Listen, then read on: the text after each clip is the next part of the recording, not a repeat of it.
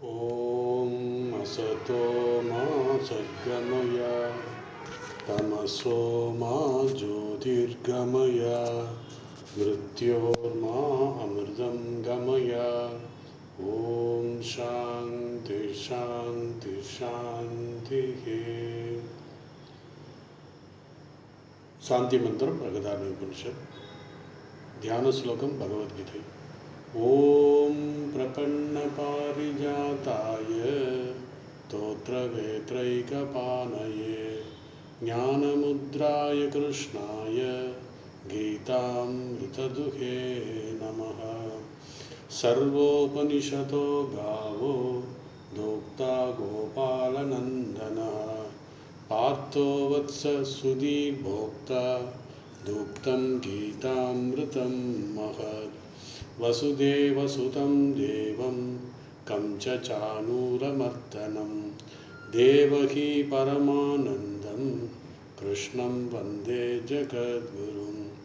मूकं करोति वाचालं पङ्गुं लङ्घयते गिरिं यत्कृपातमहं वन्दे பரமானந்தமாதவம்.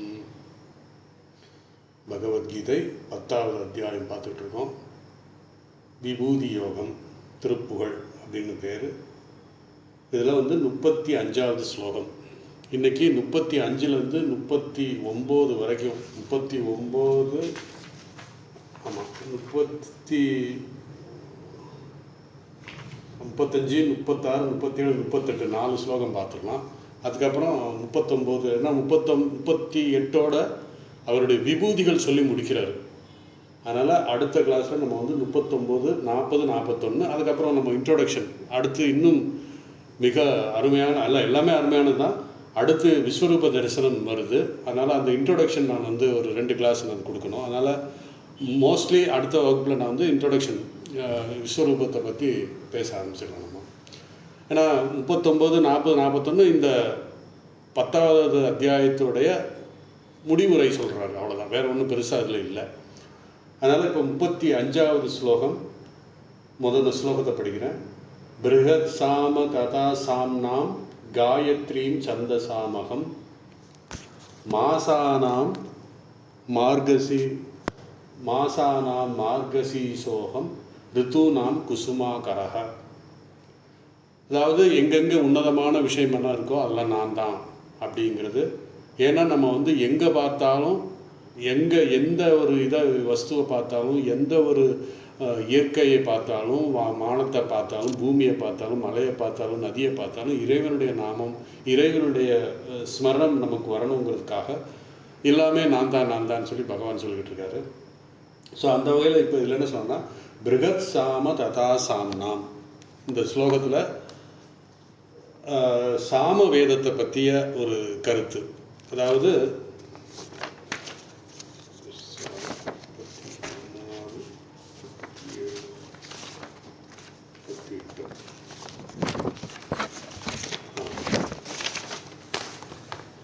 சாம வேதத்தினுடைய ஒரு கருத்து சொல்றாரு.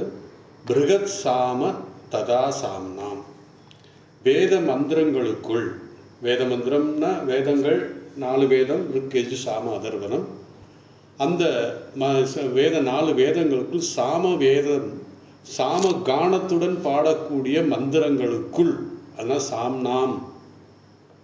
அந்த சாம்னாம்னா சாம வேத ராகத்துடன் கானத்துடன் பாடக்கூடிய அந்த மந்திரங்களுக்குள் பிருகத் சாம என்பது ஒரு வேத மந்திரத்தினுடைய பெயர். அந்த பிருகத் சாமனாக பகவான் நானே இருக்கிறேன் அப்படின்னு சொல்றாரு. அதுக்கப்புறம் காயத்ரி சந்தசாமகம். காயத்ரி அப்படிங்கும்போது நமக்கு ஞாபகம் வரும், காயத்ரி மந்திரம் ஞாபகம் வரும். அந்த காயத்ரி சந்தசாமகம். இந்த சந்தஸ் அப்படிங்கிறதுக்கு என்னன்னா செய்யுள் அமைக்கும் முறை. ஒரு ஸ்லோகம் வரணும்னா அந்த ஸ்லோகம் இப்போ பார்த்தீங்கன்னா நம்ம பகவத்கீதை இன்ட்ரோடக்ஷன்லேயே நான் சொன்னேன், பகவத்கீதையுடைய ஸ்லோகங்கள் எப்படி அமைச்சிருக்குன்னா அது ஒரு வகையான சந்தம். அந்த சந்தத்தில் பார்த்தீங்கன்னா 2 வரிகள் இருக்கும். அந்த வரிகளும் 8லேருந்து 9 வார்த்தைகள் அதில் வரும். அப்படின்ற மாதிரி அந்த ஒரு முறையோட அந்த நியமத்தோடு செஞ்சுருக்காங்க. அதனால் அது பேர் எந்த ஸ்லோகங்களும் எந்த செயல்களும் ஒரு முறைப்படி அமைக்கப்படுகிறோ அதுக்கு பேர் சந்தஸ் அப்படின்னு சொல்லுவோம். இந்த சமஸ்கிருதத்தில் வந்து நமக்கு நிறைய சந்தஸ்கள் இருக்குது, ஒவ்வொன்றும் ஒவ்வொரு மாதிரி சந்தஸ் இருக்கும். அந்த ஸ்லோகங்கள் அமைக்கும் விதிமுறையை விதிமுறைக்கு பேர் தான் சந்தஸ் அப்படின்னு பேர். அந்த வகையில் காயத்ரி சந்தஸ் அப்படிங்கிற ஒரு விதிமுறை, ஒரு நியமம், அது நானாக இருக்கிறேன். பொதுவாக நம்ம காயத்ரின்னு சொன்ன உடனே நமக்கு அந்த காயத்ரி மந்திரம் தான் ஞாபகம் வரும். இந்த இடத்துல காயத்ரி மந்திரம் அப்படிங்கிறத காயத்ரி அந்த சூரிய பகவானை பற்றி பேசுகிறது. அது இருக்குது, அதுவும் இருக்குது. இருந்தாலும் இந்த சந்தஸ் அமைப்பு, ஒரு செயல் அமைக்கும் முறை எப்படி அமைஞ்சிருக்கு அப்படின்னா காயத்ரி சந்தஸில் இது அமைஞ்சிருக்கு. காயத்ரி சந்தஸில் 8 உயிர் எழுத்துக்கள் இருக்கும் அப்படிங்கிற மாதிரி ஒரு சிஸ்டம் இருக்கும். ஸோ இதை பற்றி விரிவாக இந்த ஸ்லோகத்து முடிவுலேயே நம்ம பார்ப்போம், காயத்ரி சந்தஸ். ஸோ அந்த சந்தஸில் வந்து நான் காயத்ரி சந்தஸாக இருக்கிறேன், அகம் காயத்ரி, நான் காயத்ரியாக இருக்கிறேன் சொல்கிறார். அதுக்கப்புறம் 2வது வரியில் என்ன சொல்றாரு, மாசானாம் மார்கசி சோகம், மாதங்களுக்குள் மார்கழி, அதாவது மார்கசி என்றால் மார்கழி மாதம் நம்ம தமிழில் சொல்கிறது, அந்த மாதங்களுக்குள் நான் மார்கழி மாதமாக இருக்கிறேன். காரணம், மார்கழியில் அவ்வளோ விசேஷம். நம்ம மார்கழி திங்கள் மறுநாள் நம்ம ஆண்டாள் பாடியிருக்காங்க. இந்த மார்கழி மாதத்தில் என்ன விசேஷம் அப்படின்னா தேவர்களுக்கு காலை பொழுது.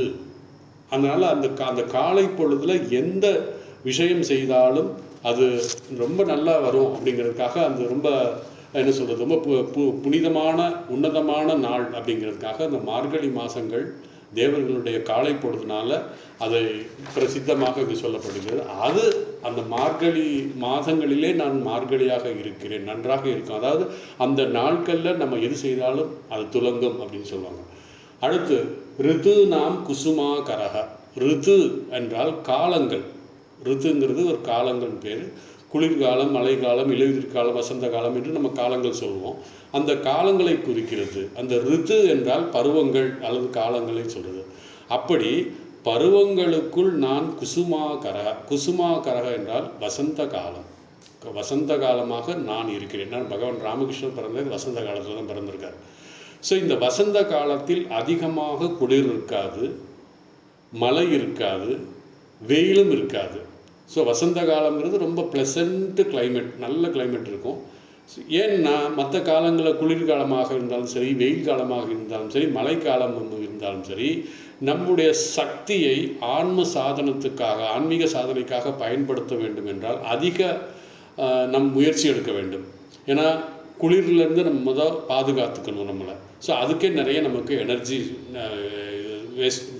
தேவைப்படும். அதனால் நம்ம எப்படி சாதனைகள்லாம், ஆன்மீக சாதனைகள் செய்ய முடியும்? ஆனால் இந்த வசந்த காலத்தில் எந்த வித முயற்சி இல்லாமல் காலங்கள் நமக்கு ரொம்ப ஹேதுவாக இருக்கும், ரொம்ப பயனுள்ளதாக இருக்கும். அந்த காலத்தில் அதிக வெயில் இல்லாமல், அதிக மழை இல்லாமல், எதுவுமே இல்லாமல் இருந்தால் ஈஸியாக நம்ம வந்து அந்த காலத்தில் நம்ம ஜபம் தியானம் பண்ணலாம், ஆன்மீக சாதனைகள் பண்ணலாம். அதனால் அப்படி ஒரு நல்ல காலம் அது வசந்த காலம். அந்த வசந்த காலமாக நானாக இருக்கிறேன், குசுமாகரவாக நானாக இருக்கேன். குறிப்பாக ஆன்மீக சாதனை செய்வதற்கு அந்த மார்கழி மாதம் நல்ல காலம் அப்படின்னு சொல்லணும். இப்போ நம்ம வந்து அந்த காயத்ரி சந்தஸ் அப்படிங்கிறத பார்ப்போம். காயத்ரி சந்தசகம் அப்படின்னு சொன்னார் பகவான். ஏன் அதை சொல்கிறார் என்பதற்கு விளக்கம் சொல்கிறாரு. அநேகமானவர்களுக்கு இந்த காயத்ரி மந்திரத்தினுடைய பொருள் தெரியும். ஓம் பூர் புவஸ்வக தத் சவிதுர் வரேண்யம் பர்கோ தேவஸ்ய தீமயி தியோ தியோன பிரஜோதயாத் ஓம்னு சொல்லி முடிப்பாங்க. ஸோ இது வந்து ஒரு சந்தஸ், அதாவது ஒரு ஸ்லோகம் அமைக்கும் முறை சந்தஸ். அந்த சந்தஸுக்கு பேர் காயத்ரி. ஏன்னா இந்த இடத்துல நம்ம வந்து அந்த அப்படி தான் பார்க்கணும். இந்த காயத்ரி அப்படிங்கிற ஒரு தேவதையை குறிக்கிறது இருக்குது. ஆனால் பொதுவாக இந்த ஸ்டைலில் அந்த ஸ்லோகம் இருந்துச்சுன்னா அது காயத்ரி சந்தஸ் அப்படின்னு ஒரு பொருள். அந்த பேருக்கு காயத்ரின்னு பேர். ஸோ சந்தஸ்ல ஸ்லோகங்கள் அமைக்கும் முறை. அந்த அந்த சந்தஸுக்கு என்ற பேர்னா ஸ்லோகத்தில் இந்த முறையை தான் அமைக்க வேண்டும் என்று ஒரு நியமம் இருக்கிறது. அந்த நியமத்தோடு இருக்கின்ற சந்தஸுக்குத்தான் காயத்ரி. இப்படி விதவிதமான சந்தஸ்கள் இருக்கிறது. எப்படி தமிழில் விதவிதமான ஸ்லோகங்கள், திருக்குறள், விதவிதமான தேவாரம், திருவாசகம் என்ற ஒரு அமைப்பில் இருக்கும். அதெல்லாம் ஒரு அதுக்கு பேர் சந்தஸ். இவைகள் எல்லாம் நம்முடைய இஷ்டத்துக்கு அந்த சந்தஸ் அமைக்க முடியாது. இப்படித்தான் அமைக்கணுங்கிற ஒரு நியமம் இருக்குது. ஏன்னா நம்முடைய விருப்பத்துக்கு அமையணும்னா நம்முடைய புது கவிதைகள் தான் அந்த மாதிரி பண்ண முடியுமே தவிர இதெல்லாம் நம்ம பண்ண முடியாது. அப்படி அமைக்கப்பட்ட ஸ்லோகங்களுக்குள் நான் காயத்ரி சந்தஸாக இருக்கிறேன் அப்படி சொல்கிறேன். இந்த காயத்ரி என்ற ஸ்லோகத்துக்கு 3 வரிகள் கொண்டது. 3 வரிகள் இந்த காயத்ரி இருக்கிறது. ஒவ்வொரு வரியிலும் 8 உயிரெழுத்துக்கள் இருக்கும். இவ்விதம் அமைக்கும், அதாவது இந்த ஸ்டைலில் இருக்கிற ஸ்லோகங்கள் அல்லது செயல்கள் அமைக்கும் முறையைத்தான் சந்தஸ் அப்படின்னு சொன்னால் அது காயத்ரி சந்தஸ் அப்படிங்க. 8 உயிரெழுத்துக்கள் இருக்கணும் ஒவ்வொரு வரியில், 3 வரி இருக்கும். அப்படி செயல்கள் ஸ்லோகங்கள் அமைக்கும் முறையை காயத்ரி அப்படின்னு காயத்ரியாக இருக்கிறேன் என்று பகவான் சொல்றார். அதனால் அந்த காயத்ரி என்ற மந்திரம், காயத்ரி மந்திரம் நமக்கு தெரியும். அந்த மந்திரத்துடைய அதோடு நம்ம சேர்க்கக்கூடாது. அதாவது இந்த ஸ்டைல், இந்த வகையில் ஸ்டைல், இந்த ஸ்டைலில் இந்த சொன்ன மாதிரி 8 உயிரெழுத்துக்கள் 2-3 வரி இருந்துச்சுன்னா அதுக்கு பேர் காயத்ரி சந்தஸ். அது எந்த தேவதைக்காகவும் இருக்கலாம். ஆனால் காயத்ரி தேவதைக்கும் இந்த இது இருக்குது, இந்த ஸ்லோகங்கள் இருக்குது. காயத்ரி என்பதற்கு 3 பொருள் இருக்கிறது. முதல் பொருள் சந்தஸ், செயல் அமைக்கும் முறை.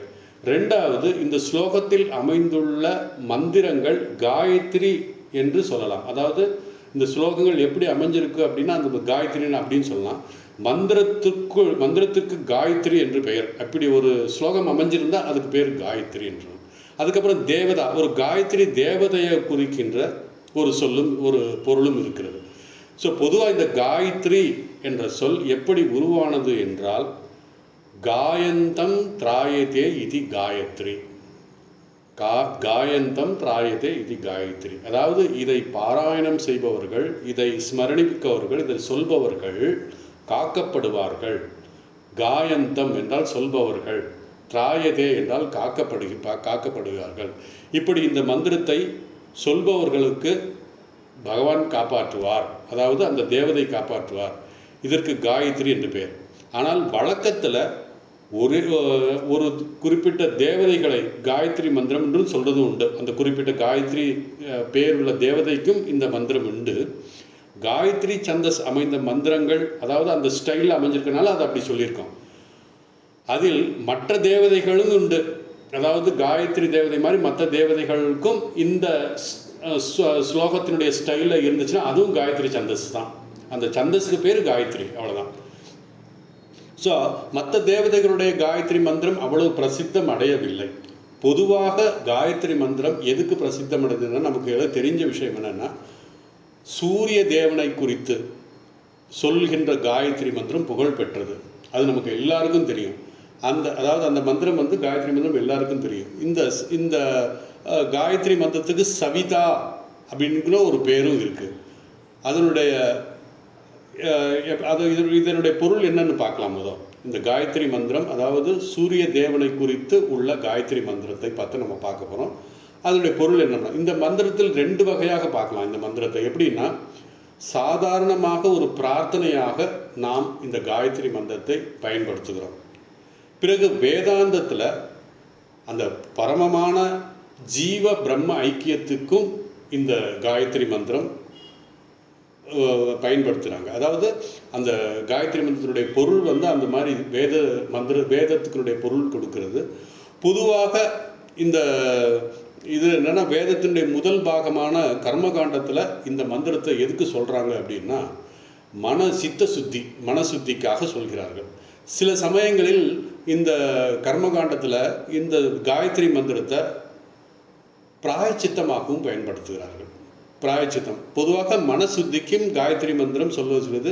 சில சமயங்களில் நம்ம சில தெரியாமல் செய்கின்ற தவறுகளுக்காக அதிலிருந்து விடுதலை பெறுவதற்காக நாம் பிராயச்சித்தம் செய்கிறோம். அதனால் தெரிஞ்சுக்கிட்டு நம்ம தப்பு செய்யக்கூடாது. ஒருத்தர் தான் எப்படி இதில் இருக்கும் பொழுது சொன்னார், சுவாமி நான் இன்றைக்கி கொஞ்சம் நான்வெஜ்லாம் சாப்பிட்டேன், அதனால் கொஞ்சம் காயத்ரி மந்திரத்தை சொல்லிக்கிறேன்னு சொல்லிட்டு சொல்கிறார். அதாவது தான் நான்வெஜ் சாப்பிட போகிறேன் அப்படின்னு தெரிஞ்சு அதை சாப்பிட்டுட்டு அதுக்கு பிராயச்சித்தமாக செய்கிறதுல அவ்வளோ பெரிய முக்கியத்துவம் இல்லை. அந்த மாதிரி பண்ணக்கூடாது அப்படிங்கிற மாதிரி சொல்கிறாங்க. இது தெரியாமல் செய்கின்ற தவறுகளுக்கு பிராயச்சித்தம் இந்த மந்திரத்தில் சொல்லலாம். ஸோ இந்த மந்திரத்தை பாராயணம் செய்கிறோம். ஆகவே அதாவது தெரியாமல் செய்கின்ற தவறுகளுக்கு நமக்கு பிராயச்சித்தம் இந்த மந்திரத்தின் மூலமாக கிடைக்கும். தெரிந்து செய்வதற்காக நம்ம சொல்லக்கூடாது அப்படிங்கிற ஒரு பொதுவான கருத்து. ஸோ ஒவ்வொரு நாளும் காயத்ரி பிரார்த்தனை செய்வது மிகவும் நல்லது. நமக்கு மன அமைதி, மனசுத்திக்கும் இது நல்லது. இந்த மந்திரத்தை மூன்று வரியாக 3 வரி இருக்கிறது. ஒவ்வொரு வரிக்கும் 8 எழுத்துக்கள் இருக்கிறது. இதுதான் அந்த ஸ்டைல். அந்த காயத்ரி மந்திரத்துக்கு முன்னாடி நம்ம என்ன சேர்த்துருக்கோம்னா, ஓம் என்ற முதல் சொல்லும், பிறகு பூர் புவ சுவ, இந்த 3 சொல்லுவாங்க. ஓம் பூர் புவ சுவ சொல்லிட்டு அதுக்கப்புறம் தான் காயத்ரி மந்திரம் நம்ம சொல்லுவோம். ஓம் பூர் புவ சுவ தத் சவிதுர் வரேண்யம் பர்கோ தேவஸ்ய தீமை தியோ யோ ந பிரச்சோதயா அப்படின்னு சொல்கிறோம். ஸோ இந்த ஓம் பூர் புவஸ்வ என்ற அப்படிங்கிற அந்த சொல்கள் இந்த காயத்ரி மந்திரத்தில் முன்னாடி சேர்க்கப்பட்டிருக்கிறது. ஸோ ஓம் என்பது நமக்கு என்ன தெரியும்? ஓம் என்பது பிரணவம், ஓம்காரம் அப்படின்னு சொல்கிறோம். அந்த ஓம்காரத்துக்கெல்லாம் நிறைய பொருள் இருக்குது. அதாவது ஓம்காரம் இது சகுன பிரம்மனையும் விருக்குர பிரம்மனையும் சேர்த்து சொல்கிறது அப்படிங்கிற மாதிரி நிறைய இதோட விளக்கம் இருக்குது. ஆ ஊ மா அப்படின்னுலாம் சொல்கிறோம். அதாவது ஜாகிரத அவஸ்தை, சொப்ன அவஸ்தை, சுசுப்தி அவஸ்தா அப்படின்லாம் சொல்லுவாங்க. இப்போ இந்த ஓமுடைய விளக்கம் நம்ம 12வது அத்தியாயத்திலையும் பார்க்கலாம். அது இதுலேயும் இருக்குது, கட்ட உபனிஷத்துலேயும் இருக்குது. அப்புறம் மாண்டூக்கிய உபனிஷத்துல இந்த ஓம்காரத்தை பற்றி நிறைய இருக்குது. அதனால் ஓமுங்கிறது இப்போ ஒரு பெரிய ஒரு பெரிய விஷயம். அதை சொல்லணும்னா நிறைய டைம் ஆகும். அதுக்கப்புறம் ஓமுக்கு அப்புறம் பூர் புவ ஸ்வஹா. இந்த 3 சொற்களையும் என்ன பொதுவாக வேதாந்தத்தில் என்ன சொன்னாலும் வியாகிருதி என்பார்கள். அதாவது என்னென்னா, ஏன் இந்த வியாகிருதி சொல்கிறோம்னா, பூர் புவஸ்வ அந்த 3 உலகங்களை குறிக்கிறது. அதை வியாகிருத்தின்னு என்ன சொல்கிறாங்க? ஏனென்றால் முதலில் இந்த உலகம் தோன்றிய போது பிரம்மதேவனுடைய திருவாய் மலர உச்சரிக்கப்பட்ட இந்த சொல்கள் பூர் புவஸ்வ. அதே போல இந்த 3 சொற்கள் 3 உலகத்தையும் குறிக்கும். பாதாளம், அதாவது சொர்க்கம், பூலோகம், பாதாளம் அப்படின்னு சொல்லுவாங்க. இந்த 3 உலகத்தையும் குறிக்கிறது. இன்னொரு பொருள் என்னன்னா, மங்களமாகவும் இது பேசப்படுகிறது. பூர் புவஸ்வ மங்களம் சொல்லுவாங்க. பொதுவாக இந்த சொற்கள் பிரம்மதேவனிடமிருந்து தோன்றியதால் இது மங்களமான சொல் என்று சொல்கிறார்கள். ஆகவே முதலில் ஓம் என்ற மந்திரத்துக்கு பிறகு 3 வியாகிருதிகள், தட் இஸ் தத் சவிதுர் பூர் புவஸ்வஹ அப்படின்னு சேர்த்துட்டு அதுக்கப்புறம் தான் தத் சவிதுர் வரேண்யம் பர்கோ தேவஸ்ய தீமயி தியோ யோ ந பிரச்சோதயா. இப்போ பார்த்தீங்கன்னா இந்த மந்திரத்தில் 5 இடத்துல பிரிக்கணும். அதனால தான் முதல் எப்படி சொன்னோன்னா, பஞ்ச அவசானாத் காயத்ரி அப்படின்னு சொல்லி இதுக்கு ஒரு பேர் இருக்குது. பஞ்ச அவசானாத் காயத்ரி. அதே போல் இந்த உச்சரிக்கும் போது 5 இடங்களில் நிறுத்தணும். நம்ம ஓம் என்று ஒரு நிறுத்தம், பிறகு பூர் புவஸ்வஹ அப்படிங்கிற 2வது நிறுத்தம், பிறகு தத் சவிதுர் வரேண்யம், பிறகு பர்கோ தேவஸ்ய தீமயி தியோ யோ ந பிரச்சோதயா. இப்படி 5 இடத்துல நம்ம நிறுத்தலாம். ஓம் பூர் புவஸ்வஹ தத் சவிதுர் வரேண்யம் பர்கோ தேவஸ்ய தீமயி. இப்படி 5ஆக நம்ம பிரித்து நிறுத்தணும். அப்புறம் முதலில் காயத்ரி என்ன சொன்னது? கர்மகாண்டத்தில் சொல்லப்படுகின்ற அர்த்தத்தை நம்ம பார்ப்போம். கர்மகாண்டத்தில் என்ன சொல்லியிருக்குன்னா, அந்த காயத்ரி கர்மகாண்டத்தில் ப்ரோஸ், அதாவது ஒரு டெக்ஸ்ட் மாதிரி பண்ணியிருக்காங்க. டெக்ஸ்ட் மாதிரி எப்படி பார்க்கலாம்னா, முதல்ல யஹா அப்படின்னு இருக்கு. யோ அப்படிங்கிறது யஹான்னு சொல்லலாம். இங்கே யார், இந்த யஹங்கிறதுக்கு என்ன பொருள்னா யார். இங்கு யார் என்று யாரை சொல்றாரு அப்படின்னா, சூரிய தேவனை குறிக்கிறது. பிறகு நகா, அதாவது நக என்றால் எங்களுடைய என்று பொருள். நக எங்களுடைய. அப்புறம் தியோ என்றால் அறிவை குறிக்கிறது. யார் எங்களுடைய அறிவை பிரச்சோதயா தூண்டுகிறார்களோ, அறிவை கொடுக்கிறார்களோ, தத் அந்த தேவர். அடுத்து தேவஸ்ய, அந்த சூரிய தேவனுடைய, தேவஸ்ய சவிதுகுனா யார் எங்களுடைய அறிவை தூண்டுகிறாரோ அந்த சூரிய தேவனுடைய தத் அந்த வரேண்யம் மேலான பர்கோ ஒளியை தீமகி தியானிப்போம் அல்லது நித்தியாசம் செய்வோம் அல்லது வணங்குவோமாக அப்படின்னு சொல்லணும். ஸோ சேர்த்து பார்த்தால் யார் எங்களுடைய அறிவை தூண்டுகிறார்களோ அந்த சூரிய தேவனுடைய அந்த மேலான ஒளியை நாம் தியானிப்போம். இது மிக உயர்ந்த பிரார்த்தனை. இதைவிட ஒரு உயர்ந்த பிரார்த்தனை எந்த மதங்களாலும் சொல்ல முடியாது என்று நிறைய முனிவுகள் ரிஷிகளும் சொல்லியிருக்காங்க. இதான் இப்படி ஒரு அழகான காயத்ரி மந்திரம் சூரிய தேவனை குறித்து. ஏன் சூரிய தேவனை குறித்து நம்ம இப்படி சொல்கிறோம்னா, சூரிய தேவனிடமிருந்து நமக்கு என்ன கிடைக்கிறது? ஒளி கிடைக்கிறது. இந்த ஒளி முக்கியமானதாக கருதப்படுகிறது. ஏன்னா நம்ம அன்றாட வாழ்க்கைக்கு சூரிய ஒளி இல்லாமல் எதுவுமே செய்ய முடியாது. ஒன்று உதாரணமாக சொல்ல, நாம் ஒரு பயணம் செய்கிறோம்னு வச்சுக்கோங்க. அந்த பயணம் சரியான பாதையில் செல்ல வேண்டும் என்றால், அந்த பயணம்னாலே சரியான பாதையில் செல்லணும். அந்த சரியான பாதைக்கு செல்ல வேண்டும் என்பதற்கு முதல் நமக்கு என்ன? அந்த ஒளி வேணும். நமக்கு சூரிய ஒளி இருந்தால் தான், அல்லது லைட் இருந்தால் தான் நமக்கு பாதையில் கரெக்டாக போக முடியுமா? சில பேர் லைட் இருந்தால் கூட பாதை மாறி போயிடும். சூரிய ஒளி இருந்தால் சரியான பாதை நமக்கு சொல்லிடும். ஆக ஒளி வெளிச்சம் இருந்தால்தான் நம்முடைய பயணம் சரியான இடத்தில் போய் சரியான பயணமாக இருக்கும், பயணிக்க முடியும். அதே போல் இந்த வாழ்க்கை பயணத்திற்கு தேவையான அறிவு வெளிச்சம் ஞானம் இருந்தால்தான் நாம் சரியான அந்த லட்சியத்தை அடையும். ஆகவே இங்கு அறிவை தூண்டுபவருக்கு நமஸ்காரம் என்ற ஒரு பிரார்த்தனையை நாம் செய்கிறோம். இது கர்மகாண்டத்தில் விதவிதமாக பயன்படுத்துகிறார்கள். அப்படி அதாவது பிராயச்சித்தமாகவும் பயன்படுத்துகிறார்கள், சித்த சுத்திக்கும் பயன்படுத்துகிறார்கள், அதே மாதிரி நம்முடைய அறிவை தூண்டுவதற்காகவும் பயன்படுத்துகிறார்கள் அப்படி சொல்லி. இனி வேதாந்தத்தின் அர்த்தம் என்னன்னு பார்ப்போம். வேதாந்தத்தில் என்னென்னா, தத் என்ற சொல்லுக்கு சத் என்று பொருள். சத் என்றால் இருப்பு, சத் சித் ஆனந்தம் அப்படிங்கிறது அந்த சத்துக்கு, தத் என்றதுக்கு என்ற சொல் இருக்கிறது என்று பொருள். அதுக்கப்புறம் பர்கோ என்றதுக்கு ஒளி என்றால் சித் அதாவது சித் சைத்தன்ய சுரூபம் என்று பொருள். அப்புறம் வரேண்யம் என்றால் மேலான என்றால் பொருள். நாம் வாழ்க்கையில் லட்சியம் என்ன? மேலான ஒரு ஆனந்தத்தை அடையணும். இதுதான் எல்லாருடைய லட்சியம். நம்ம சொல்ல முடியாது, விதவிதமாக சொல்லலாம். ஆனால் எல்லாரும் சொல்கிறது இந்த மேலானது என்னென்னா வரேண்யம் என்னென்னா அந்த மேலாக பேசப்படுகின்ற எல்லாருடைய லட்சியமாக இருக்கின்ற அந்த ஆனந்தம் தான் நம்ம எல்லாரும் தேடிக்கிட்டு இருக்கோம். இங்கு வரேண்யம் என்பதற்கு ஆனந்தம் என்ற சொல்லை குறிக்கிறது. ஆக சத் சித் ஆனந்தம், அதாவது தேவஸ்ய சவிதுகு என்பது, அதாவது தேவஸ்ய சவிது என்னன்னா ஈஸ்வரன் அப்படிங்கிறதுக்கு நமக்கு டெஃபினிஷன்லாம் பார்த்துருக்கோம். மாயையுடன் கூடிய பிரம்மஸ்வரூபம் ஈஸ்வரன். அந்த ஈஸ்வரனை குறிக்கிறது. ஈஸ்வரனுடைய எந்த சச்சிதானந்தம், ஈஸ்வரனுடைய எந்த சச்சிதானந்த ஸ்வரூபம் இருக்கிறதோ அப்படின்ற பொருள். அதாவது ஈஸ்வரனுடைய சச்சிதானந்த ஸ்வரூபமாக அந்த ஒளி இருக்கிறது.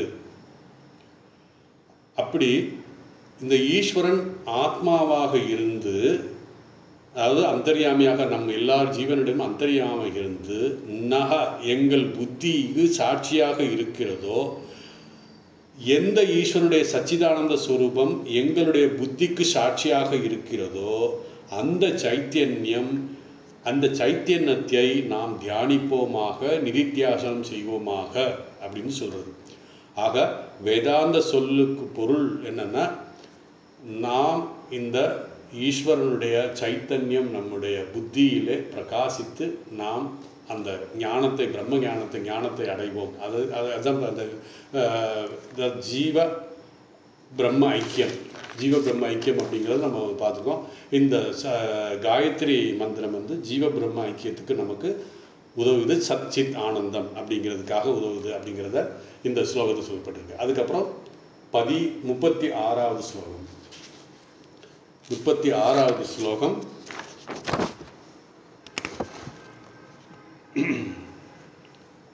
முதல் ஸ்லோகத்தை படிக்கிறேன். தியூதம் சலயதாம் அஸ்மி தேஜஸ் வினாமகம் ஜயோஸ்மி விவசாயோஸ்மி சத்யம் சத்வம் சத்வததாமகம். இதனுடைய பொருள்னா, தியூதம் இது என்னன்னா, நான் வஞ்சனைகளில் சூதாட்டமாக, தியூதம்னா வஞ்சனைகளில் சூதாட்டமாக, தேஜஸ்விகளின் தேஜஸாக, வெற்றியாக, முயற்சியாக இருப்பவன் நான். அதாவது பகவான் சொல்கிறார், சாத்வீகமானவர்களுக்கு சத்வகுணம், அதாவது சாத்வீக குணங்களை படைத்தவர்களில் நான் சத்வகுணமாகவும் நானே இருக்கிறேன் அப்படின்னு சொல்லி இந்த ஸ்லோகத்தை சொல்கிறாரு. பாருங்கள், இந்த சூதாட்டமும் நான் தான் அப்படிங்கிறத பகவான் இங்கே முதல் சொல்கிறாரு. இந்த ஸ்லோகத்தில் பகவான் தான் எப்படியெல்லாம் இந்த உலகத்தில் வெளிப்படுத்துகிறார், எப்படியெல்லாம் ஒன்று ஒன்றா சொல்லி இதெல்லாம் நான் நல்லதும் இல்லை கெட்டதும் இல்லை, ரெண்டுமே நான் தான் அப்படிங்கும்போது நல்லது கெட்டது எதுவுமே கிடையாது. அதுதான் பகவத்கீதையினுடைய மெயின். நம்முடைய மனம் எப்பொழுதும் நல்லதைத்தான் பார்க்க வேண்டும் என்று நினைக்கும். அதனால தான் விஸ்வரூப தரிசனத்தை பார்த்து அர்ஜுனன் பயந்துட்டான். அர்ஜுனன் மட்டும் கிடையாது, பகவான் ராமகிருஷ்ணனுடைய விஸ்வரூப தரிசனம். அது என்னடா நம்ம விஸ்வரூப தரிசனம் அப்படின்னு சொல்கிறோம்னு, எப்படி ராமரும் கிருஷ்ணரும் விஸ்வரூப தரிசனம் காட்டினாங்களோ அது நமக்கு ராமபிரான் வந்து இந்த விஸ்வரூப தரிசனம் எங்கே செஞ்சாருங்கிறத நம்ம இது பண்ண ஆர்கியூ பண்ண வேண்டியதில்லை. கிருஷ்ணருடைய இதில் வந்து விஸ்வரூப தரிசனம் 7வது அத்தியாயம் 11வது இதுக்காகவே கொடுத்துருக்காரு. அதே மாதிரி அவதார புருஷர்கள் மட்டும்தான் இந்த விஸ்வரூப தரிசனம் காமிக்க முடியும். எப்படி கிருஷ்ணர் விஸ்வரூபம் தரிசனம் செய்தார், அர்ஜுனனுக்கு காமிச்சாரோ, அர்ஜுனனுக்கு மட்டும் கிடையாது, அர்ஜுனனுக்கும் அந்த விஸ்வரூபம் கிடைச்சிருக்கு, திருதராஷ்டிரனுக்கும் கிடைச்சிருக்கு, அப்புறம் சஞ்சயனுக்கும் கிடைச்சிருக்கு. இது ஒன்று. அதே போல் தூதுவனாக சென்ற கிருஷ்ணர் எங்கே இது பண்ணியிருக்காரு, விஸ்வரூப தரிசனம் காமிச்சிருக்காருன்னா அது துரியோதனுடைய அரசபையில் காமிச்சிருக்காரு. அதாவது துரியோதனன் கிருஷ்ணரை வந்து அவமதிக்கணும், ஏன்னா தூதுவரை வந்திருக்காரு அப்படிங்கிற அவமதிக்கணுங்கிறதுக்காக தெரியும். இதெல்லாம் நிறைய கதைகள் இருக்குது. அங்கே விஸ்வரூப தரிசனம் இதெல்லாம் வந்து நம்ம 11வது அத்தியாயத்தில் நம்ம டிஸ்கஸ் பண்ணலாம். அதே மாதிரி பாகவதத்தில் பார்த்தீங்கன்னா யசோதைக்கும் ரித்துக் முனிவர் ஒரு முனிவருக்கும் உத்தவருக்கும் அந்த விஸ்வரூப தரிசனத்தை காமிச்சிருக்காரு, ஒவ்வொரு இடத்துல காமிச்சிருக்காரு. ஸோ அதனால் பகவானே எல்லாமாக இருக்கார். சூதாட்டத்தை வச்சு தான் வந்து இதே வந்தது, மகாபாரதமே வந்தது. அந்த சூதாட்டத்தை தோற்றினால எல்லாம் நடந்தது. இப்போ அந்த சூதாட்டமும் நானாகத்தான் இருக்கிறேன் அப்படின்னு சொல்கிறார் இந்த ஸ்லோகத்தில். எப்படி இந்த உலகத்தில் ஒன்றாக நானாக இருக்கிறேன் தன்னுடைய பெருமைகளை கூறிக்கொண்டு வருகிறார். அதில் தியூதம் சலயதாம் அஸ்மி. சலயதாம் என்றால் நம்மை ஏமாற்றுகின்ற, நம்முடைய நம்ம சீட் பண்ணக்கூடிய, அதாவது ஏமாற்றுகின்ற பொருள்களுக்குள் எது நம்மை ஆசை தூண்டி ஏமாற்றுகிறதோ அவைகளுக்குள் நான் தியூதமாக இருக்கிறேன், அதாவது சூதாட்டமாக இருக்கிறேன். ஏமாற்ற தத்துவத்தை அதாவது ஏமாற்றும் தத்துவங்களுக்குள் நான் தியூதமாக இருக்கிறேன், சூதாட்டமாக இருக்கிறேன் அப்படின்றார். அவ பாருங்க, பகவானே இதை நம்ம ஒரு சமய பெரியவர் சொல்றாரு, ஒரு ஜீவனுக்கு ஏன் அந்த இது வருது அப்படின்னா, ஒரு ஜீவன் இந்த உலகத்தில் பிறந்தால் அவனுடைய எதுக்காக அவன் பிறக்கிறான், தன்னுடைய சம்ஸ்காரத்தை அழிக்கிறதுக்காக தான் பிறக்கிறான். இந்த பிறந்தது இந்த குடும்பத்தில் இந்த ஆணா பெண்ணா இப்படி இந்த சூழலில் பிறந்தது தன்னுடைய சம்ஸ்காரத்தை அழித்து தன் லட்சியமான பகவானை அடைவதற்காகத்தான் செய்கிறான். அப்படி ஒவ்வொரு ஜீவனும் அதுக்கு என்ன பண்ணணும்னா அந்த சம்ஸ்காரத்தை அழிக்கிறதுக்கு பாவ புண்ணியத்தை வெளிப்படும். அந்த வெளிப்படும் போது அவன் துன்பப்படுவான், ஆனந்தப்படுவான், ரெண்டுமே இருக்கும். அவனுக்கு இன்பம் துன்பம் ரெண்டுமே இருக்கும் அந்த பாவ புண்ணியங்கள் வெளிப்படும் பொழுது. இப்படி அவன் வெளிப்படும் போது அந்த பாவ புண்ணியங்கள் எக்ஸ்போஸ் ஆகும்போது அவனுடைய மனம் என்ன பண்ணணும்னா புத்தி கெட்டு போகணும் சில நேரங்கள். அதாவது அந்த சூழல் அவனுக்கு அந்த மாதிரி ஒரு சூழல் உண்டாக்கும். இப்போ பார்த்தீங்கன்னா இதில் தர்மர் எப்படி தன்னுடைய தர்மமாக வாழ்ந்தாலும் கடைசி அவருக்கு என்ன இந்த சூதாட்டத்துக்கு போனார் இல்லையா, அது மாதிரி இவங்கெல்லாம் வந்து அந்த புத்தி கெட்டு போய் அங்கே தன்னையே அழித்து கொள்ள, எதில் சென்றால் தன்னை அழித்து கொள்ளலாம் என்பதற்காக தியூதம் அந்த சூதாட்டம் அப்படின்னா. இதுவும் ஒரு நல்லதுக்கு தான், ஏன்னா அந்த மாதிரி அடிபட்டு கீழே போனதுக்கு அப்புறம் தான் மேலே வருவான் அப்படிங்கிறதுக்காக பகவான் வந்து அந்த இது வச்சுருக்காங்க. அந்த சூதாட்டமும் அதனால தான் வைக்கிறாரு. ஸோ அந்த காலத்தில் சூதாட்டம் அப்படிங்கிறது பகடையை வச்சு ஆடுவோம். நம்ம வந்து மகாபாரதத்தில் வந்து டிவிலலாம் பார்த்துருக்கோம். இந்த காலத்தில் சீட்டு ஆடுறதுக்காக கிளப்புக்கெல்லாம் போய் விதவிதமாக அந்த இதெல்லாம் ஆடுறாங்க, ஏமாத்துறதுக்காக இருக்காங்க. ஸோ அப்படி அந்த இழுக்கக்கூடிய அந்த மனம் புத்தி கெட்டுப்பன தன்னுடைய பாவ புண்ணியத்தை வெளிப்படுத்தும் போது தன்னுடைய மனம் கெட்டு அவன் இந்த தீய இதுகள் இழுக்கப்படுகிறான். அந்த இழுக்கப்பட்டதுதான் சூதாட்டம் ஒன்று. அதாவது அந்த சூதாட்டமாக நான் இருக்கிறேன்னு சொல்கிறாரு. அப்போது நம்ம என்ன சொல்லலாம், நம்முடைய சில பேர் ரொம்ப புத்திமான் மாதிரி சொல்லுவாங்க, பகவானே சூதாட்டமாக இருக்கும்போது நான் சூதாட்டம் ஆடும்போது நான் பகவானோட தானே இருக்கேன் அப்படின்னு சொல்லி ஒரு விதண்டாவாரம் பேசுவாங்க. அதனால் பகவான் சொல்கிறார், பகவானே சொல்லியிருக்காரு அப்படின்னு சொல்லி அந்த கேள்வி வரும். எதற்காக பகவான் சூதாட்டத்தில் இருக்கிறேன் என்றால், ஒருவனுடைய பாவ புண்ணியத்தை வெளிப்படுத்தி அதிலிருந்து அவனை துயரம் அடைய வைத்து துயரத்திலிருந்து அவனை மேலே கொண்டு வர வேண்டும் என்பதற்காகத்தான் இந்த சூதாட்டம் அல்லது வேறு ஏதாவது ஏமாற்றி பொழுதுபோக்கக்கூடிய ஒரு வேலையாக இருக்குது. அப்படி ஒவ்வொரு அவதாரத்தினுடைய நோக்கம் அந்த ஜீவனுடைய தன்னுடைய உண்மையான சொரூபமாகிய தெய்வீக சொரூபத்தை தன்மையை அறிந்து கொள்வதற்காகத்தான் இப்படி இது சூதாட்டங்கிறார். அதனால் நான் சூதாட்டம்னா பகவானோட தானே இருக்கேங்கிறத அந்த மாதிரி விதண்டாவாதம் பேசக்கூடாதுங்கிறதுக்காக நாம் அந்த சூதாட்டத்திலிருந்து மீண்டும் வெளிப்பட்டு மேலே வர வேண்டும் அப்படிங்கிறதா. அதுக்கப்புறம் தேஜஸ் வினாமகம். தேஜஸ் வினா என்றால் அறிவுடையவர்கள், சக்தியுடையவர்கள், திறமையுடையவர்கள் இடத்திலே இருக்கின்ற தேஜஸாக, திறமையாக, அறிவு கூர்மையாக நானே இருக்கிறேன் அப்படின்னு சொல்லி பகவான் சொல்றார். ஆகவே நம்மிடம் ஒரு திறமை இருக்கிறது என்றால் அது என்னுடையது என்று அகங்காரம் படக்கூடாது, அது பகவானுடையது என்பதை இதிலிருந்து நம்ம புரிஞ்சுக்கணும் அப்படிங்கிறதுக்காக நான் சொல்கிறேன். அதனால் என்கிட்ட ஒரு நல்ல குணங்கள் இருந்தாலும் சரி, நல்ல திறமை இருந்தாலும் சரி, அறிவு கூர்மை இருந்தாலும் சரி, இதெல்லாம் பகவான் எனக்கு கொடுத்தது என்பதை நாம் தெளிவுபட வேண்டும். அதுக்கப்புறம் அப்புறம் என்ன சொல்றாரு, 36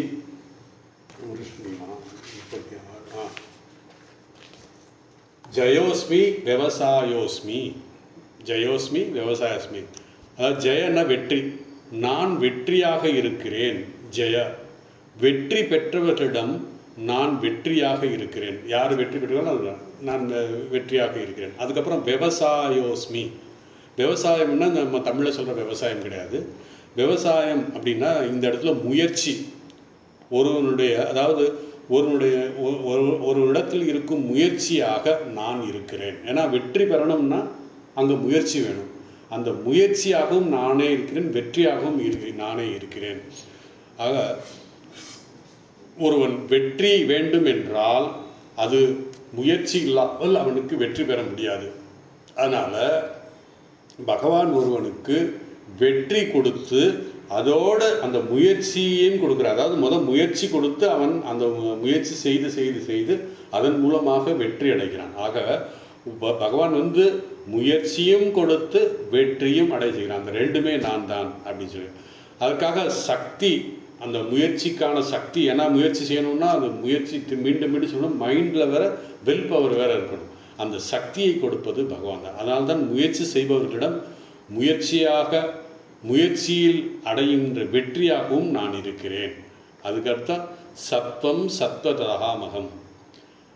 சத்வவதாமகம்னா நல்ல குணங்கள் இருக்கிறவர்களிடத்தில், நல்ல பண்புகள் கொண்டவர்களிடத்தில் நான் சத்வகுணமாக இருக்கிறேன். நல்ல பல குணங்கள் இருக்கு, நான் சத்வகுணம். அந்த சத்வகுணம், சத்வ ரஜஸ் தமஸ்னு 3 குணங்கள் இருக்கிறது.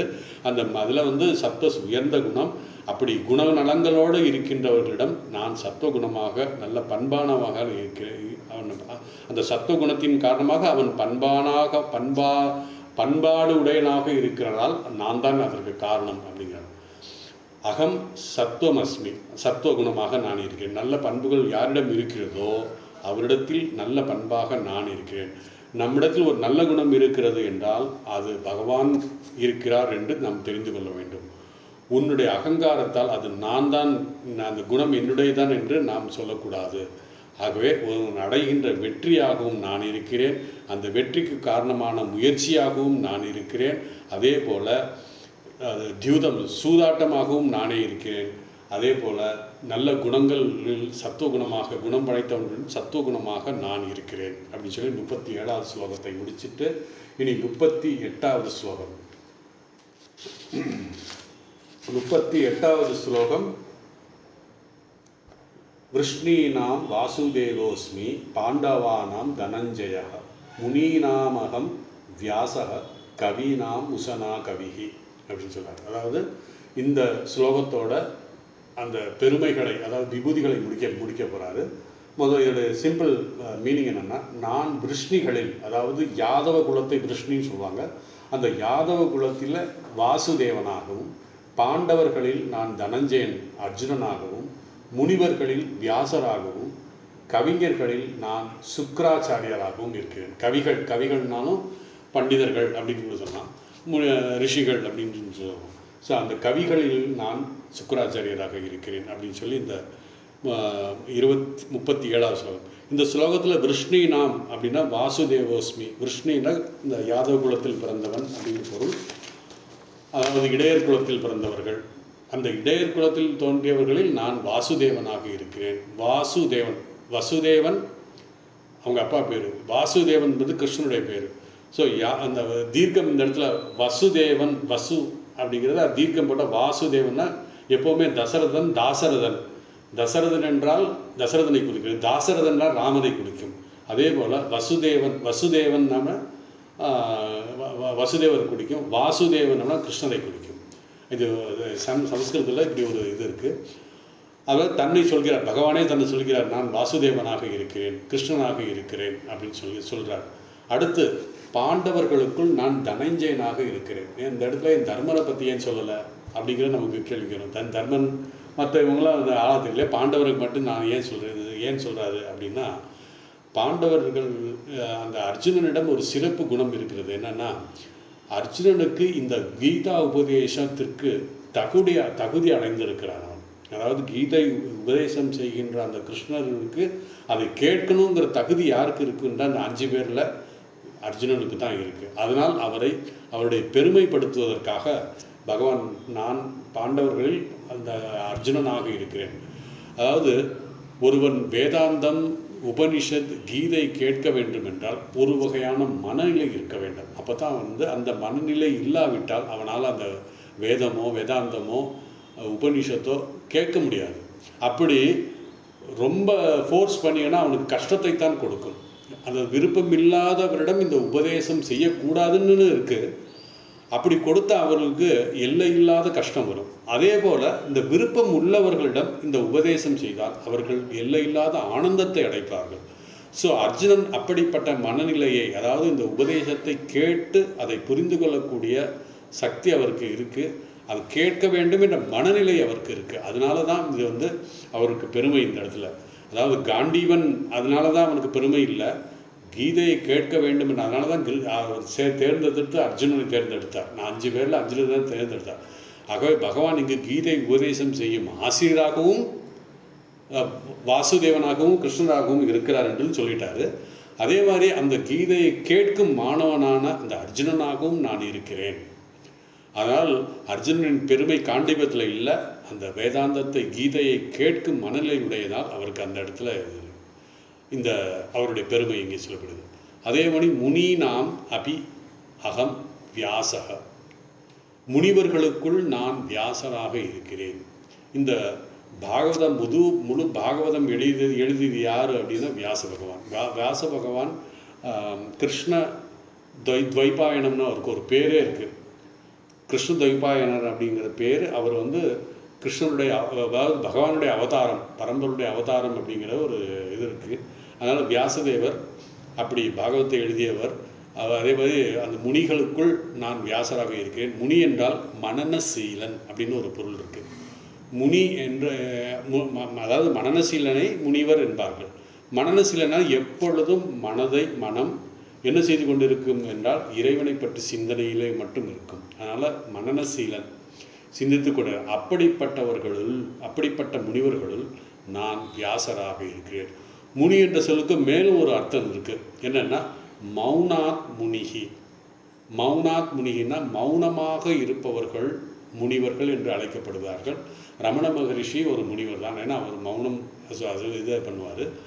ஸோ அமைதியை, அதாவது ஏனென்றால் அந்த அவர்களுடைய மனம் அந்த என்ன சொல்கிறது, அந்த இந்த தழும்பு எந்த இது இல்லாமல் அலைபாயாமல் அமைதியாக, எப்படி ஒரு கடல் நீரில் கீழே அமைதியாக இருக்குமோ அது மாதிரி அவருடைய மனம் மிக அமைதியாக இருக்கும்.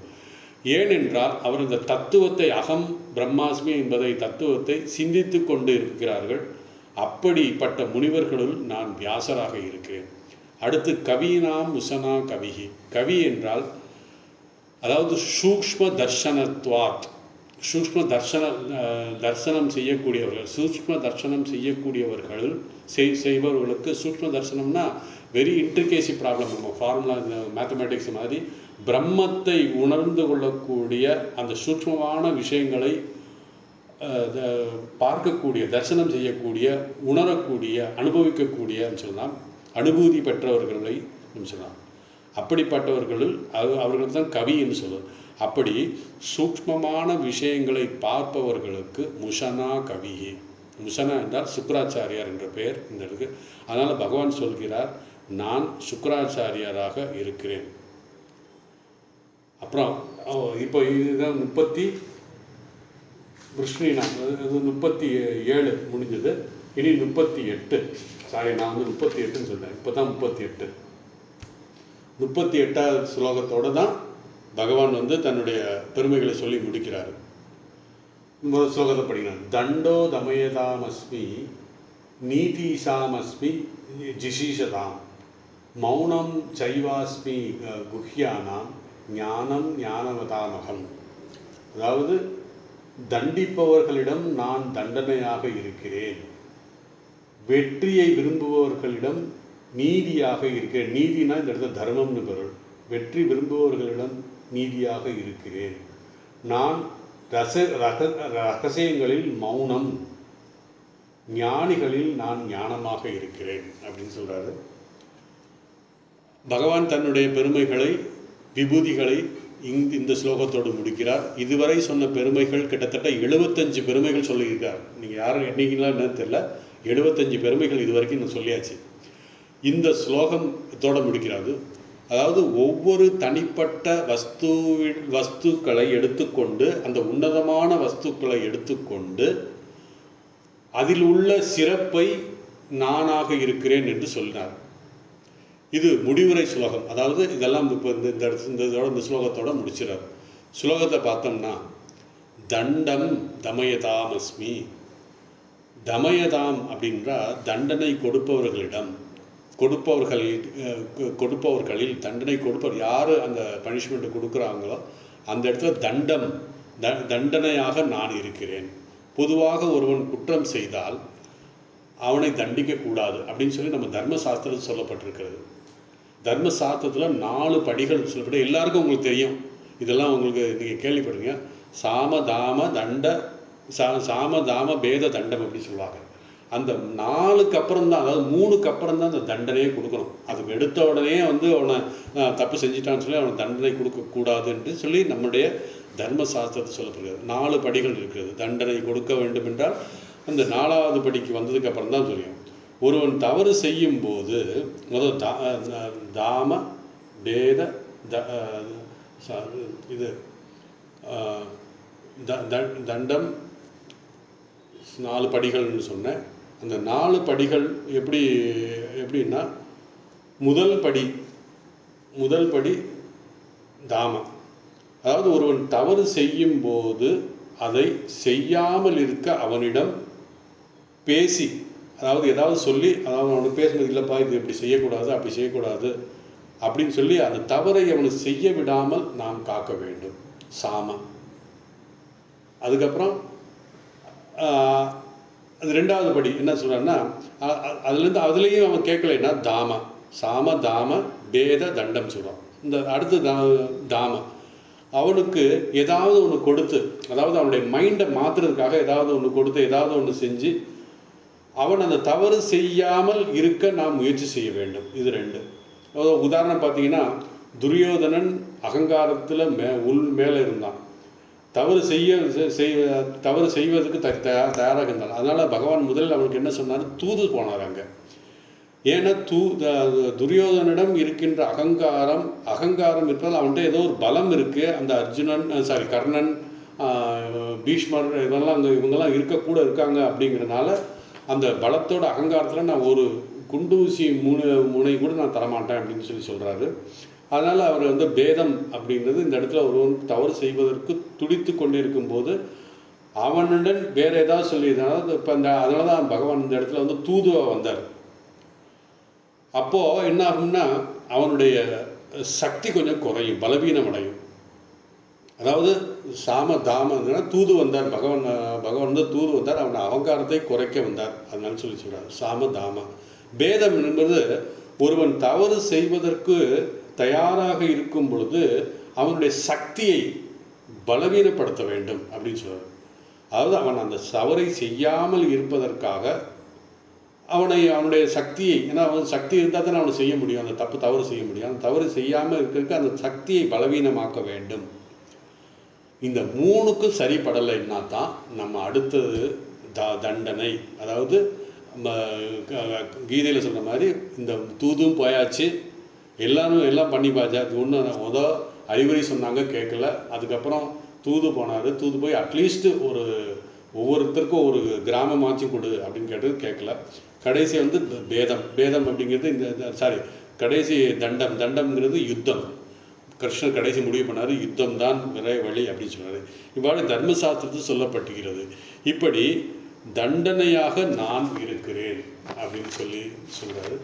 இதை நம்முடைய வாழ்க்கையில் எப்படி புரிந்து கொள்ள வேண்டும் என்றால், நமக்கு வரும் கஷ்டங்கள் துயரங்கள் இந்த வினை பயனால் தான் வருகிறது, இந்த பிறப்பே வினை பயனால் தான் வருகிறது. அப்படிப்பட்ட துயரங்கள் கஷ்டங்கள் வரும்போது பகவான் நமக்கு தண்டமாக, பகவானே நமக்கு துயரங்களையும் துன்பங்களையும் தருகிறார்.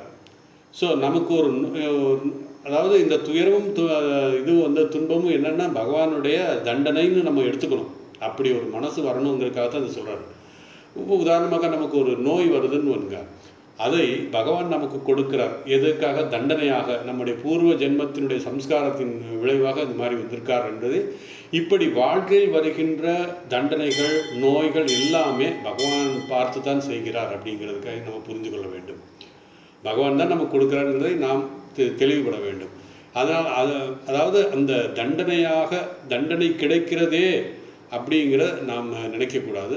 அதை நாம் ஆனந்தமாக எடுக்க வேண்டும். ஏன்னா பகவான் அன்னை சாரதை சொல்கிறாங்க, நாம் துன்பமும் துயரமும் இறைவன் கொடுத்த நமக்கு பரிசு அப்படின்னு சொல்லி அன்னை சொல்கிறாங்க. அதனால் கஷ்டம் நோய் எல்லாவற்றையும் நாம் பிரசாதமாக எடுத்துக்கொள்ள வேண்டும், பகவானுடைய பிரசாதமாக எடுத்துக்கணும்.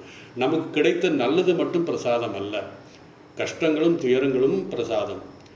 ஒன்றும் இல்லை, ஒரு வியாபாரி அவனுடைய வியாபாரத்தில் 100% அவனுக்கு லாபம் கிடைக்கும் என்று எதிர்பார்க்கிறான். ஆனால் அந்த லாபத்தை அவன் எதிர்பார்த்ததை விட அதிகமாக லாபம் கிடைத்தால் அவன் துள்ளி குதிப்பான் ஆனந்த சந்தோஷத்தில். ஆனால் நஷ்டம் வந்தால் அவன் என்ன பண்ணுவான், அவனுடைய ஞாபகம் எங்கே போகும் அப்படின்னா, அப்போ தான் வந்து வாழ்க்கை என்பது அனித்தியம் அப்படிங்கிற வேதாந்தத்தை பேச ஆரம்பிச்சிருவார். வாழ்க்கை என்பது அனித்தியம், அது வந்து ஒரு நாள் இருக்கும் ஒரு நாள் இருக்காது. அதுக்கப்புறம் தான் அவன் வந்து மைண்டு வந்து தோல்வி உனக்கு கிடைக்கும்போது தோல்வியை தண்டனையாக அல்லது நஷ்டத்தை தண்டனையாக ஏற்றுக்கொள்ள நம்ம தயாராக இருக்கணும். அதுக்கப்புறம் தான் அந்த மாதிரி எல்லாம் போது கீதையெல்லாம் படிக்க போவான் அவன். இப்படி கஷ்டங்கள் தண்டனைகள் துயரங்கள் துன்பங்கள் நஷ்டங்கள் வரும் பொழுது அது பகவானுடைய பிரசாதமாக நாம் உணர வேண்டும். அதுக்கப்புறம் நீதி அஸ்மி ஜிகீஷதாம்.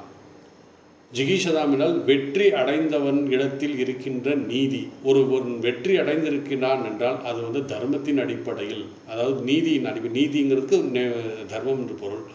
நீதியின் அடிப்படையில் அவன் எடுத்துக்கான். அதாவது அவன் இந்த வெற்றிக்கு சரியான திட்டம் செய்து தர்மத்தின் அடிப்படையிலே அவன் வெற்றி அடைந்திருக்கிறான்.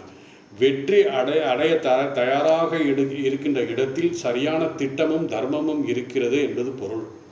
இதைத்தான் பகவான் சொல்றார், நான் நீதியாக இருக்கிறேன், தர்மமாக இருக்கிறேன் அந்த இடத்துல. ஸோ ஒருவன் வாழ்க்கையில் வெற்றியை விரும்புகிறான்னா அந்த வெற்றி அடைவதற்கு காரணமாக இருக்கின்ற நீதி தர்மமாக இருக்கிறார் பகவான். இங்கு ஒரு சமயப்பெரியவர் சொல்கிறார், ஜிகீஷதாம் அப்படின்றா வாழ்க்கையில் வெற்றி அடைந்தவர்களிடத்தில் வெற்றிக்கு காரணமாக இருக்கின்ற நீதி அல்லது தர்மமாக நான் இருக்கிறேன். அதனால் எந்த வெற்றியும் தர்மத்தால் மட்டும்தான் அடைய முடியும், எந்த வெற்றியும் தர்மத்தால் மட்டும்தான் அடைய முடியும் அப்படின்னு சொல்கிறார். அப்போது நமக்கு உடனே நம்மளுடைய மனசில் வரும், ஆமாம் நம்ம தர்மமாக இருந்து என்னத்தை சாதித்தோம் அப்படின்னு சொல்லுவோம். அதர்மம் செய்பவன் வெற்றி அடைகிறான் அப்படின்னு நம்ம சொல்கிறோம். அதனால் அது உண்மையான வெற்றி அல்ல அப்படிங்கிறத நம்ம புரிஞ்சுக்கணும். ஒன்றும் இல்லை, ஒருவன் அதர்மம் செய்து நிறைய பொருளை ஈட்டுகிறான். ஆனால் நாம் தர்ம வழியில் நடந்து அதே வியாபாரம் செய்து நம்மால் பொருள்கள் ஈட்ட முடியவில்லை. ஓரளவுக்குத்தான் பொருள் சம்பாதிக்கிறோம். அதனால் மற்றவர்கள் அதர்ம விதத்தில் அவன் அதிக பொருளை சம்பாதிக்கிறான். அதை பார்த்து அவனுடைய வெற்றிக்கு அதர்மம் தான் காரணம் என்று நம்ம சொல்லக்கூடாது. அது வெற்றியே கிடையாதுன்றார் பகவான். அதாவது தர்மப்படி நீதிப்படி இருக்க வேண்டும். அதாவது நம்ம சம்பாதிக்கிறது தர்மத்தின்படி நீதிப்படி சம்பாதிக்க முயற்சி செய்ய வேண்டும். அந்த நீதிப்படி தர்மப்படி வெற்றிக்கு காரணமாக இருக்கும். அதாவது என்ன சொல்றாருன்னா, சாதாரணமாக வரும் சந்தேகம் என்னன்னா, சற்று ஆழ்ந்து பார்த்தால் நாம் எதற்காக பொருள் தேடுகிறோம், எதற்காக எல்லா வசதியும் நமக்கு தேடுகிறோம், முயற்சி செய்கிறோம் என்றால், சற்று ஆழ்ந்து சிந்தித்தால் மன நிறைவு அடைய வேண்டும். அதற்காகத்தான் நாம் பொருள்களை ஈட்டுகிறோம், சம்பாதிக்கிறோம். இந்த அதர்ம வழியில் பொருள் ஈட்டியவன், பொருள் சம்பாதிப்பவன் மன அமைதி இருக்குமானா இருக்காது.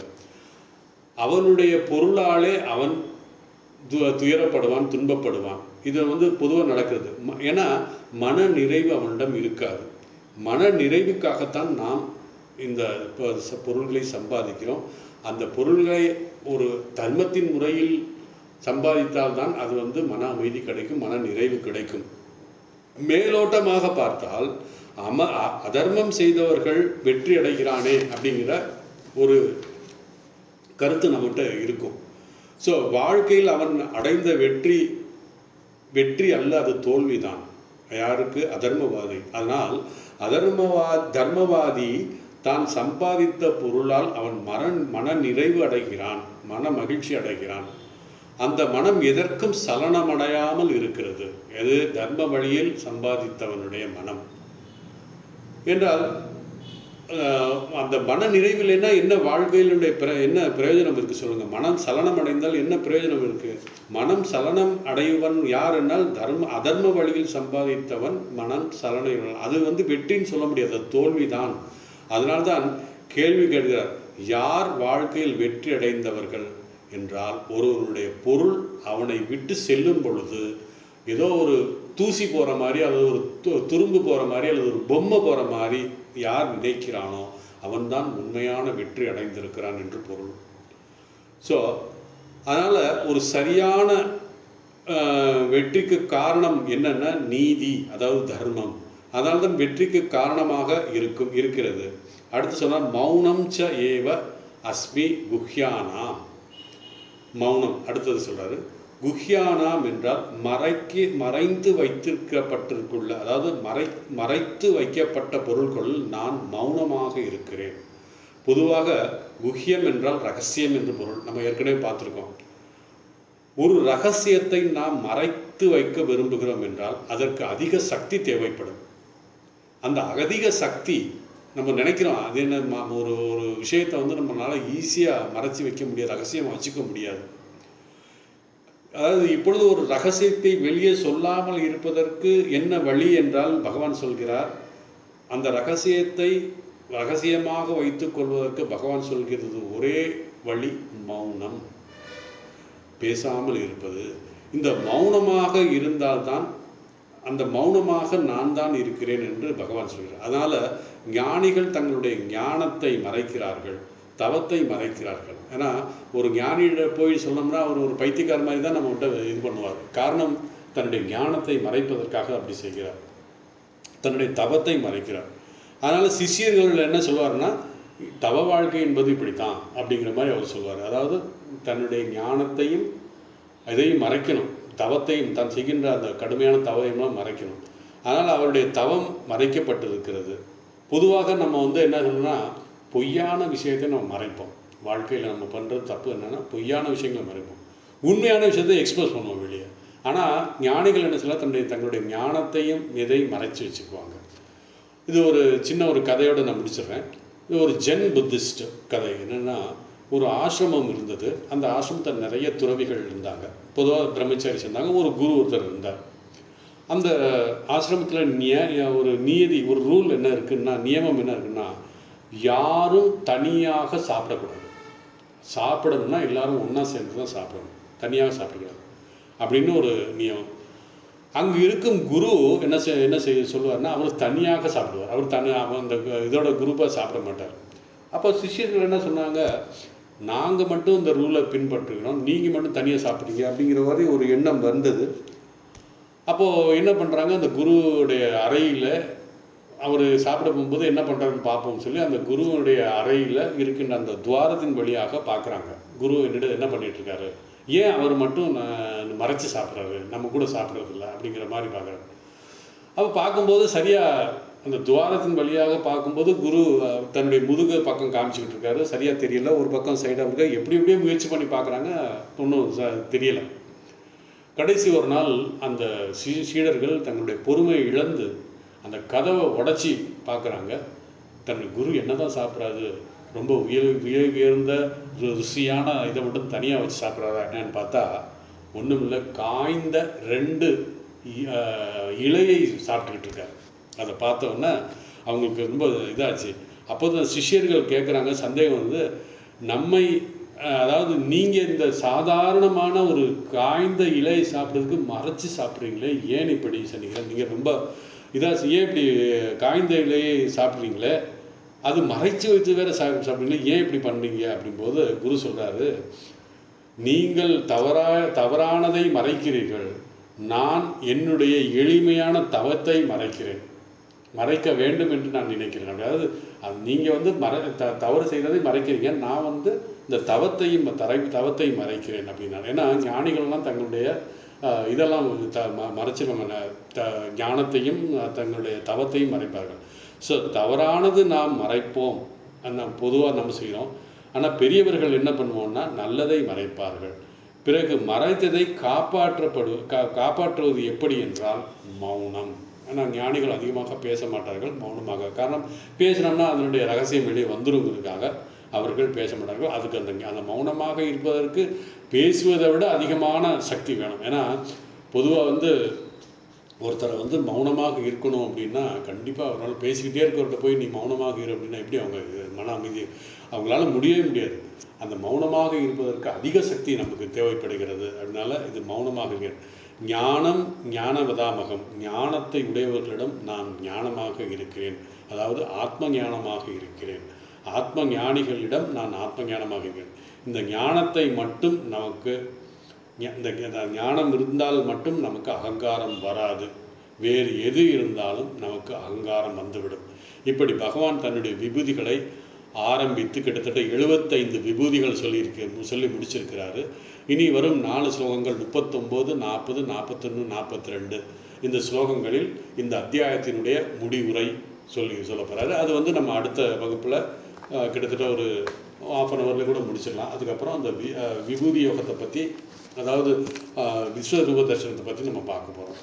ஸோ இதோட இந்த 39வது ஸ்லோகம் 38வது ஸ்லோகம் வரைக்கும் முடிஞ்சது. இனி 39லேருந்து அடுத்த வகுப்பில் ஆரம்பிக்க போகிறோம். ஓம் வசுதேவசுதம் தேவம் கம்சசானூரமர்தனம் தேவகி பரமானந்தம் கிருஷ்ணம் வந்தே ஜகத்குரும்.